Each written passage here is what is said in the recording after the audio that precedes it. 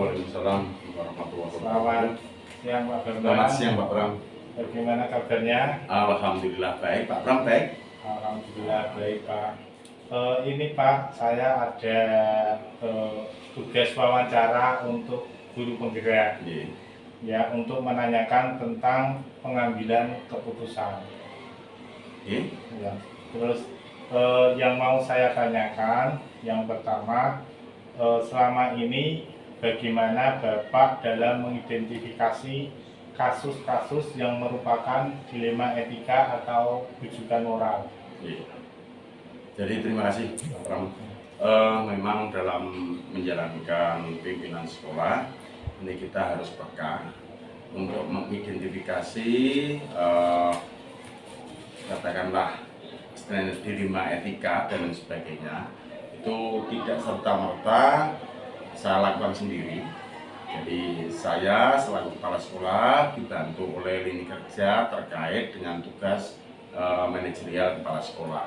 Ada wakil kepala sekolah, alhamdulillah di SMK Negeri 1 Pancasila mempunyai 4 wakil kepala sekolah, mulai dari kurikulum, kesiswaan, sarana prasarana maupun Humasudin. Nah, dari lini kerja yang membantu saya tersebut tentunya mempunyai perpanjangan tangan, staf dan sebagainya. Di sisi lain juga kami dibantu oleh ketua kompetensi keahlian atau K3, ada 4 jurusan. Itu yang nanti membantu kami sehari-hari dalam operasional. Nah, dalam timbulnya dilema etika itu kami biasanya mendapatkan dari teman-teman yang kami percaya membantu saya di tempat-tempat tertentu tadi.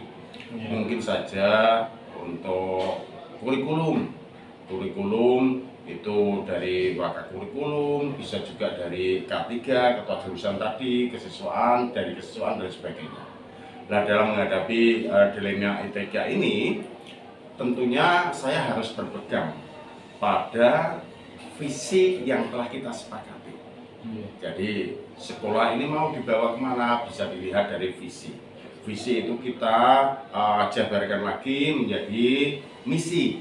Nah, kita mengujungnya ke sana, sehingga dengan mengacu ke sana otomatis dilema etika itu nanti yang paling efektif mendekati mewujudkan visi misi itu mana.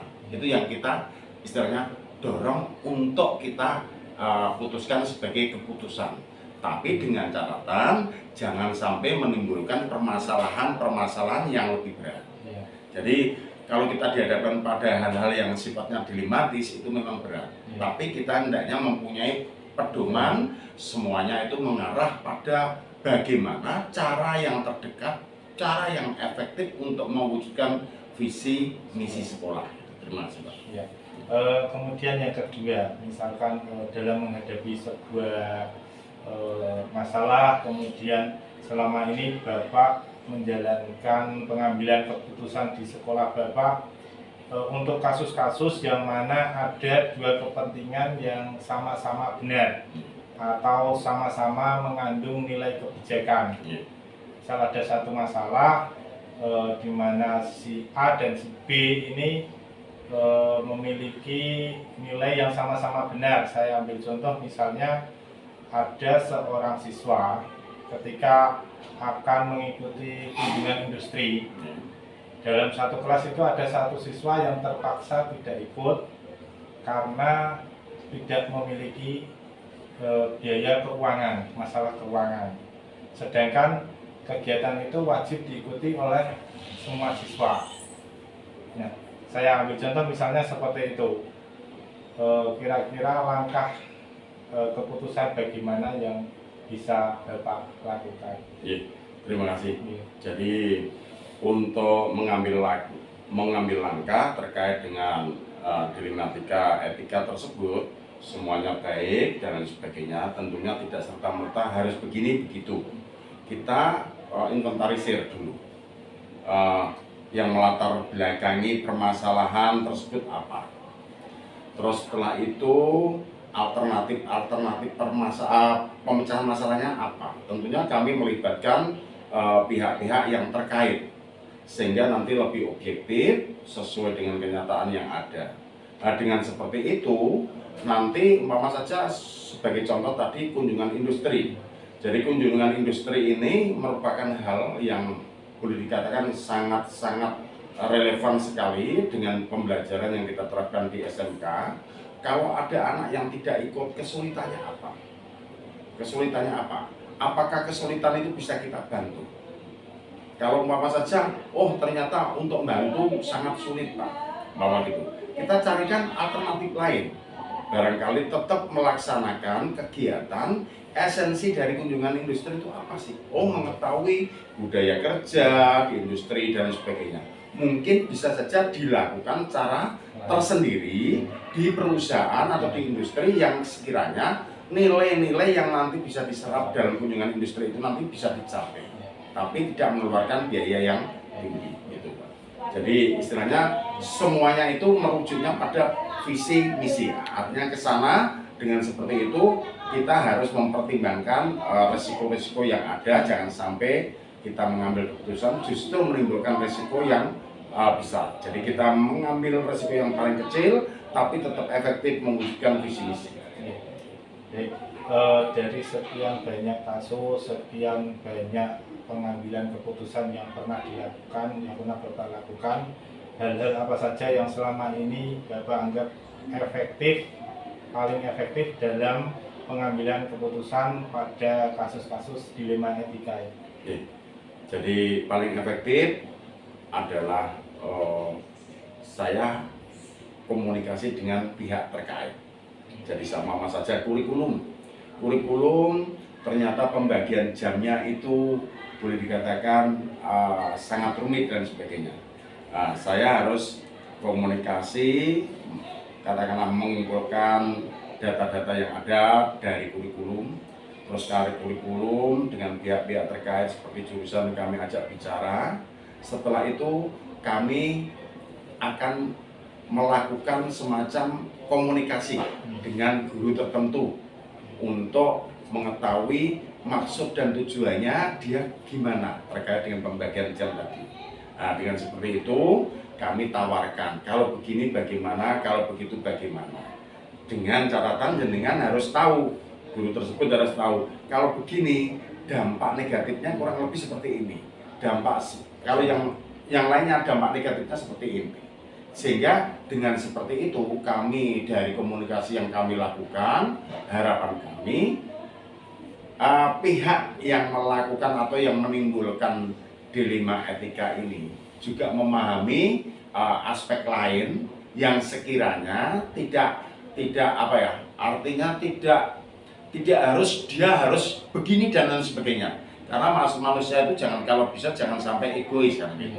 Sehingga harus memahami aspek-aspek lain yang terkait, dan karena kita guru, nah mudahnya di situ ada kandungan etika yang lebih tebal sehingga diharapkan bisa memikirkan tidak hanya diri sendiri tapi pihak lain, dari teman sejawat, dari siswa, dari tenaga kependidikan dan sebagainya. Kita ajak untuk katakanlah dipikirkan agar ini nanti betul-betul mendapatkan semacam langkah atau keputusan yang bisa lebih mudah mewujudkan visi misi yang sudah kita sepakati. Termasuk efek jangka pendek, betul, jadi gitu. Kemudian dalam menyelesaikan sebuah kasus dilema etika, selama ini apakah Bapak langsung menyelesaikan di tempat atau memiliki sebuah jadwal tertentu untuk menyelesaikan kasus tersebut, atau prosedurnya bagaimana yang sudah Bapak jalankan selama ini? Kalau itu kasus per kasus, artinya ada hal-hal yang sekiranya bisa langsung direct saya harus selesaikan di tempat, bisa harus kami melalui prosedur koordinasi dengan pihak-pihak terkait dan sebagainya untuk mengumpulkan data-data atau permasalahan sehingga kita rembukan untuk mengambil penyelesaian ini bagaimana dan sebagainya. Tapi kebanyakan yang kami lakukan adalah sesuai dengan prosedur yang ada. Tapi kalau istilahnya etika di 5 etika yang katakanlah ringan-ringan saja dan sebagainya, kok di feeling saya, oh ini bisa kami selesaikan, ya mungkin direct langsung. Jadi kita lihat sikon, tapi tetap berpegang teguh pada bagaimana dampak negatif yang timbul itu bisa diminimalisir gitu. Termasuk ini tadi Pak ya, kasus penyelesaian misal melibatkan orang tua wali berarti perlu dijadwalkan. Iya, dijadwalkan, betul. Terus adakah seseorang atau faktor-faktor yang selama ini mempermudah atau membantu Bapak dalam mengambil keputusan dalam kasus-kasus di 5 etika? Ya, tadi ya. jadi alhamdulillah Pak, jadi sengaja saya melakukan komunikasi yang betul-betul familiar dengan semua pihak, sehingga kalau ada permasalahan-permasalahan yang menyangkut apapun termasuk di 5 etika, itu kami mengajak teman-teman terkait untuk komunikasi. Karena sudah katakanlah terbiasa melakukan komunikasi yang cair, yang komunikatif dan sebagainya, sehingga teman-teman yang ada di SMK Negeri 1 Pakis Aji ini alhamdulillah membantu untuk penyelesaian masalah, karena tanggung jawab sekolah ini bukan hanya tanggung jawab kepala sekolah saja, tapi harus disupport oleh teman-teman lain yang ada di sekolah tersebut. Intinya memiliki visi yang sama Antar ini. Terus yang terakhir ini Pak, dari semua hal yang telah Bapak sampaikan, pembelajaran apa yang dapat Bapak petik dari pengalaman Bapak dalam setiap pengambilan keputusan di 5 etika? Jadi semuanya itu harus dimulai dari komunikasi yang menimbulkan keharmonisan hubungan.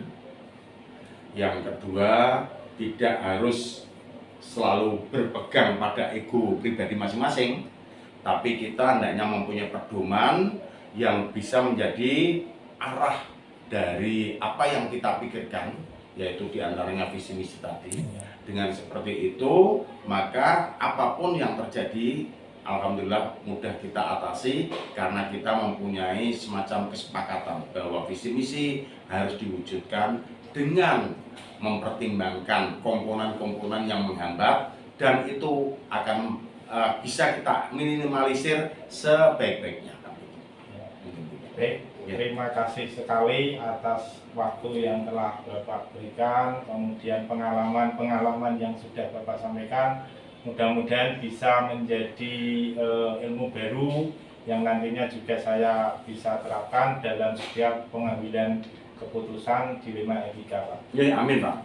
Terima kasih kembali. Sukses selalu untuk Pak Pram. Semoga dengan ikutnya Pak Pram dalam pendidikan dan latihan guru penggerak ini, kami harapkan sukses lancar dan Pak Pram bisa menjadikan diri Pak Pram ini menjadi seorang guru yang memang betul-betul memahami karakteristik masing-masing pihak yang berhubungan dengan Pak Pram, dan bisa menerapkan kepemimpinan atau manajerial yang betul-betul adil, rata, objektif, dan membuat semuanya happy dalam rangka mewujudkan visi dan misi.